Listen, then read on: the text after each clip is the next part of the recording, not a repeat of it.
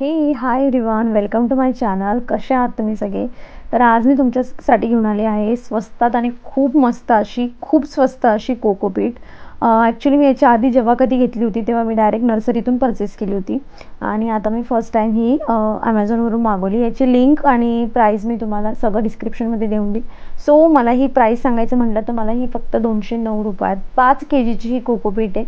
म्हणजे 5 KGची ही ब्रिक्स आहे आणि आता ही परत त्याच्यात पाणी घातल्यावर ही एक्सटेंड होईल मोठी. तर तुम्ही ॲमेझॉनला जाऊन कुठेही चेक करू शकतात. मी दिलेल्या लिंकपेक्षा 5 किलोची तुम्हाला कोकोपीट 209 रुपयाला तुम्हाला कुठेही मिळणार नाही. तर सगळ्यात स्वस्त तुमची शॉपिंग असणार आहे. तुम्ही गार्डनर आहात आणि तुम्हाला एवढे जास्त पैसे इन्व्हेस्ट करायचे नाही आहे तर तुम्ही ही कोकोपीट घेऊ शकता आणि तुमचं जवळजवळ 7-8 वर्षाचं काम ह्या कोकोपीटने होऊन जाईल. कारण की एक्सटेंड होऊन ही 5 किलोची 15 किलोपेक्षा जास्त होते. सो तुमचे खूप सारे याच्यात पॉट्स बनतील आणि तुम्ही भरपूर हिला यूज करू शकतात. क्वालिटीची गोष्ट केली तर क्वालिटी खूप छान आहे या कोकोपीटची. म्हणजे मला काही डिसअपॉइंटेड मी झालेली नाही आहे. सो तुम्ही ही पाहिजे असेल तुम्हाला तर तुम्ही नक्कीही मागवू शकतात. तर आता ही कोकोपीट यूज करण्याआधी मी बघा हिच्यात पाणी ओतलं आणि तुम्ही बघू शकतात कितीही छान अशी फ्लफी होऊन गेलेली आहे.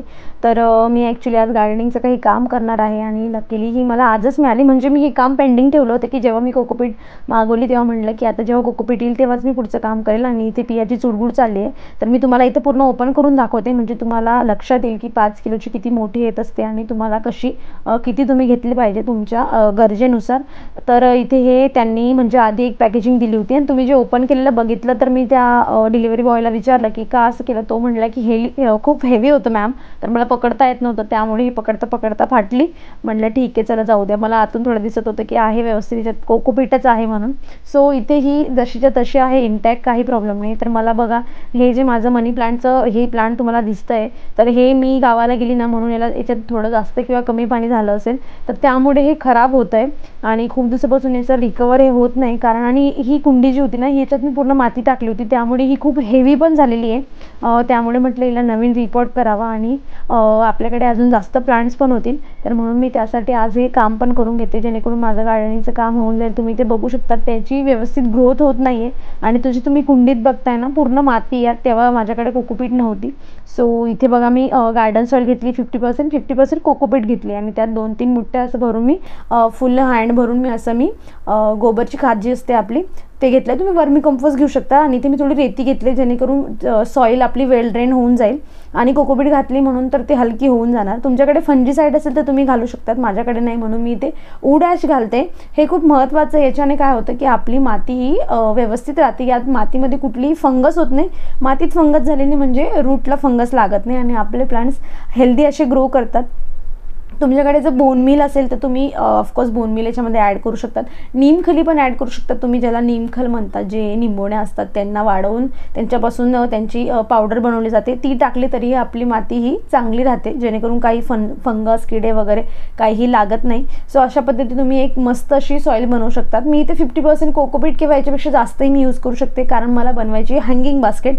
सो हँगिंग बास्केट आपल्याला पाहिजे हलकी जेणेकरून ती वजनाला खूप हलकी राहील. सो आता त्यासाठी मला आधी हे काढून घ्यावं लागेल आणि याचं तुम्हाला तर रिझन समजेल तुम्हाला की कशामुळे आपले प्लांट्स असे होत असतात आणि असे झाल्यावर मनावर मोठा दगड ठेवून आपल्याला हे करावंच लागतं. सो हे जरी आपलं एक जात असलं तरी आपल्याला नवीन कटिंग्स अजून मिळणार आहे. अशी चांगले एक भावना मनात ठेवून पुढचं काम करत राहिलं पाहिजे. सो इथे तुम्ही बघू शकता काही कटिंग्स मी याच्यामध्ये ना म्हणजे मी गावाला जायच्या आधीच लावल्या होत्या तर त्या जशाच्या तशा आहेत, हेल्दी आहेत. मग मी त्यांना जास्त हे नाही करणार, त्यांना जशाच्या तशा काढून घेईल मी इथे. सो इथे मी काढून घेते असं. आणि हे बघा तुम्ही इथे रूट्स बघू शकता तर इझिली अशा काढता काढता तुटून जाता येते कारण रूट्समध्ये काही जीवच उरलेला नाही. त्यामुळे मी वरून कितीही काही त्यांना चांगलं न्यूट्रियन्स दिलं तर ते ॲब्झॉर्ब करणारच नाही आहे. त्यामुळे मला हे जे मी डिसिजन घेतलं आहे ते ऑफकोर्स चांगलं डिसिजन घेतलेलं आहे. समजा तुमच्यासोबत हे असंच फक्त मनी प्लांट सोबत होत असेल तर तुम्ही करू शकतात. बाकी तुम्ही कटिंग्स लावायला अजून थांबा थोडं.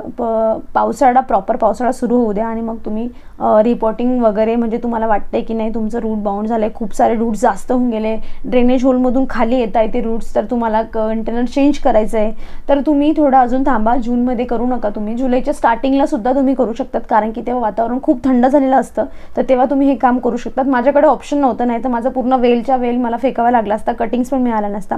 तर इथे मी ड्रेनेज होल्स जसं तुम्ही बघितलं आपले जे नारळाचे कवलं असतात किंवा त्यांच्या ज्या चुट्ट्या निघत असतात त्याच्याने मी ते कव्हर करून दिलेलं आणि मी जी माती बनवली होती त्यात मी टाकून देते. जे माझ्या आधीचे मी 2-4 दिवसापूर्वी थोड्या कटिंग्स लावल्या होत्या तर त्या मी त्याच्यामध्ये लावून देते. आणि ह्या ज्या बाकीच्या आता माझ्या निघतील त्या कशा पद्धतीने तुम्ही लावू शकतात मी तेही तुम्हाला पुढे दाखवेल. जसं की इथे बघा, हे खालचं जे आहे याला मी कट करून घेतलं आहे कारण की ते आपल्याला आता नकोच आहे, खराब झालं आहे. त्याच्यावरती वरून मला 1-2 नोट्स आहेत, त्या नोट्समधून जर त्या मातीच्या मध्ये गेल्या तर त्यांना नवीन रूट्स येतील आणि नवीन प्लांट बनेल. सो मी अशा पद्धतीने असे काही कटिंग्स त्यांना काढून घेते जेणेकरून त्यांना नवीन छान छान रूट्स येतील.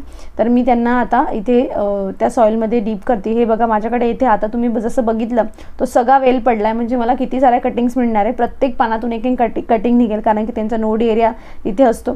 तर हे मी इथे आता त्यांच्या कटिंग्स बाकीच्या पाण्यात ग्रो करून घेते. आणि बऱ्याच माझ्याकडे आधी होत्या ॲक्च्युली. सो मी म्हणजे माझ्याकडे ही जी बॉटल बघता याच्यामध्ये माझ्याकडे आधी ऑलरेडी होत्या, तर त्या पण मी त्या कुंडीत लावून घेतलेल्या. म्हणजे जुन्या माझ्या सगळ्या आता मातीत शिफ्ट झाल्या आहे मोठ्या व्हायला आणि नवीन आता परत या बॉटलमध्ये टाकेल जेणेकरून यांना परत रूटिंग येईल आणि एक नवीन बास्केट तयार होईल. तर अशा पद्धतीने तुम्ही सुद्धा करू शकतात.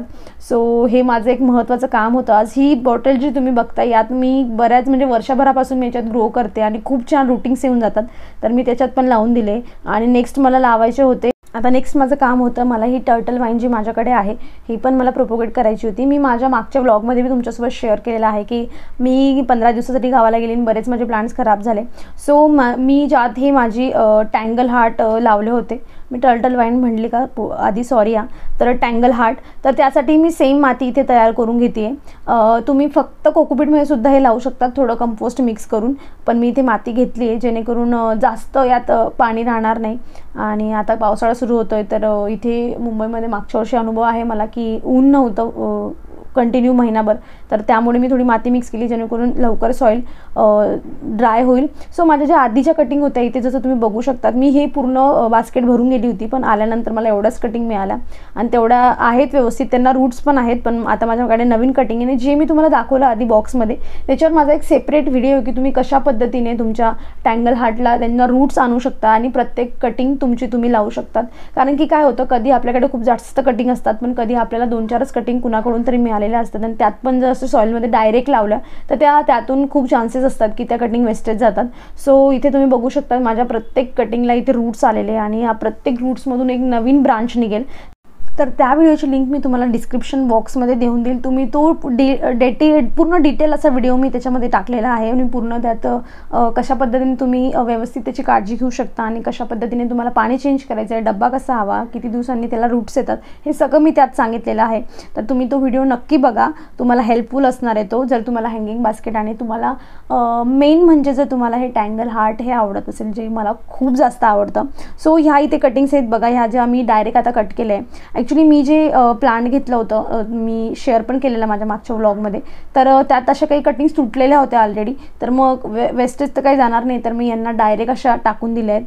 आता बघूया ह्या चालतात की नाही आणि की माझी जी प्रोसेस आहे जी मी आधी रूटिंग त्यांना करून घेते, रूट्स आणते आणि मग करते, तर बघूयात कुठलं काय जास्त आता चालणार आहे. तर तुम्हालाही बघायला मिळणार आहे फ्युचरमध्ये. तर मी इथे वरून अशी थोडी जी आपली सॉईलचं मिक्सचर आहे तर ते मी इथे वरून टाकून देते जेणेकरून आपल्याला ज्या पण रूट्स तिथे वर आलेले आहेत त्या एक पण हवेत राहता कामा नाही. कारण मग जी रूट्स तुमची हवेत राहिली ना तर ती तुमची समजून घ्या तेवढी तुमची कटिंग तुमची वेस्टेज जाणार आहे, ती ड्राय होऊन जाईल, तिला नवीन त्याला पत्ते येणार नाही, नवीन तिची ग्रोथ होणार नाही काही. सो याची आपण काळजी घ्यायची जेणेकरून की सगळ्या रूट्स तुमच्या मातीखाली दाबल्या गेल्या पाहिजे. सॉफ्ट हातांनी करा हे सगळं काम, कारण की याच्या रूट्स ज्या खूप छोट्या असतात त्यामुळे तुम्हाला खूप प्रेमाने हे काम करावं लागणार आहे. सो माझं इथे तुम्ही बघू शकतात बरंच इथे हे काम झालेलं आहे. म्हणजे एवढं काम तुम्हाला वाटत असेल की 2 कुंड्यांचं काम, पण मला याला 1.5 ते 2 तास लागलेले, बिकॉज कोकोपीट माझ्यासाठी नवीन होती, मला सगळं माती वगैरे मी सगळी गाळून ठेवलेली. सो अशा पद्धतीने हे कामं माझे चाललेले आहेत. तर तुमच्याकडे माती असेल तर ती आता ऊन आहे, उन्हात तुम्ही 4-5 दिवस माती उन्हात ठेवू शकता जेणेकरून तुमची सॉईल तुम्ही रेडी ठेवा. कारण की पावसाळ्याच्या दिवसात खूप साऱ्या कटिंग्स लागतात, खूप छान छान झाडं अशी आपल्याला मिळत असतात नर्सरीमध्ये, तर त्यासाठी तुमची सॉईल ही प्रिपेअर असली पाहिजे. तर ही तुम्हाला पूर्वसूचना आहे की तुमची माती असेल ऑलरेडी तर ती उन्हात छान सुकवून ठेवा जेणेकरून तुम्हाला खूप सारे प्लांट्स लावता येतील. तुम्ही इथे बघू शकतात माझ्या 2 कुंड्या आहेत त्या तयार झालेल्या आहेत. माझं आजचं काम इथे गार्डनिंगचं कंप्लीट झालेलं आहे. तुम्हाला कसा वाटला हा व्हिडिओ मला कमेंटमधून नक्की कळवा. आवडला असेल तर लाईक करा, शेअर करा. चॅनलवर नवीन असाल तर प्लीज प्लीज प्लीज सबस्क्राईब करा. भेटूया एका नवीन अशाच इंटरेस्टिंग व्हिडिओमध्ये. तोवर टेक केअर अँड बाय.